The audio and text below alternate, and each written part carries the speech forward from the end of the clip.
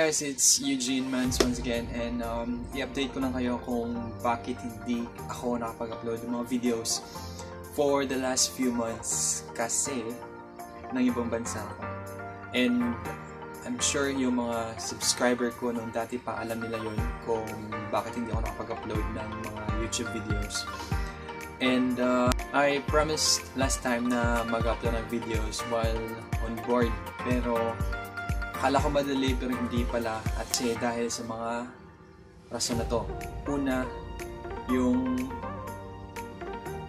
oras ng trabaho ko, tapos yung internet connection doon sobrang mahal, hindi ako maka-afford yung binili ko lang na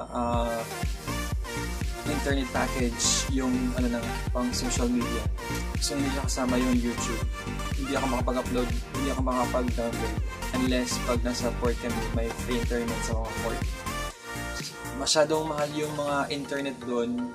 So kunwari, yung 100 megabytes, it would cost mga 5 pounds. Kasi yung barko namin, siya, under UK.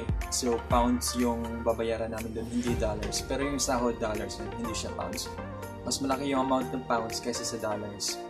Tapos yung break hours ko. Sa barko kasi makakagala ka lang kung may marami kang oras. Pero yung sa case ko, yung pinakamahabang oras ng break ko, mga 3 to 4 hours.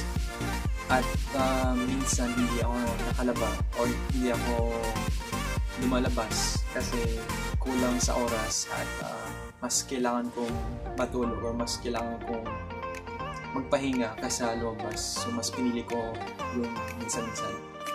May mga port naman ako na linalabasan, kaya nga lang hindi ako nakapag-video, pero may mga pictures ako.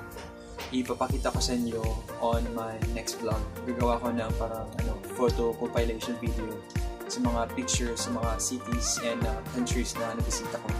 So to name a few, nakapunta na ako ng Amsterdam or Netherlands, sa Spain, Italy, sa UK, nakadaan din ako sa Korea, tapos nakapunta na din ako sa Malta. Yun yung mga ilang countries na nag-visit ko.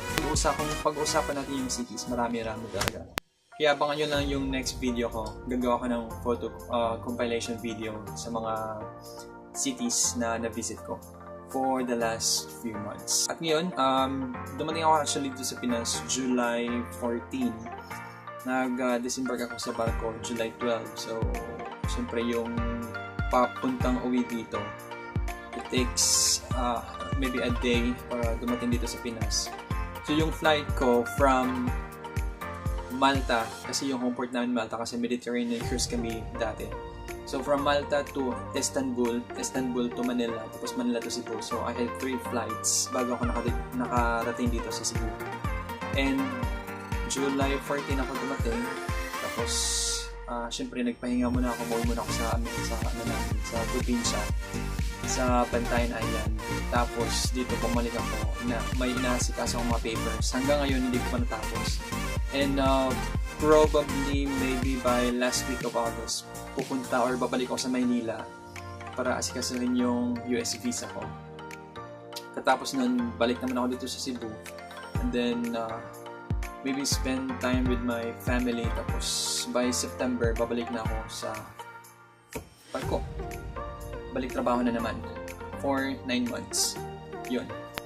And yeah, I will do my best na makapag-vlog around the city and sa Manila din. Nung pagpupunta ko ng Manila, gagawa ng vlog. I'll do my best na makapag-vlog pag nasa barko. Kasi ngayon, parang ang hirap mag-vlog kasi wala akong masyadong mga gadgets katulad ng laptop. Kasi yung ginagamit ko lang ngayon is my cellphone for editing, everything.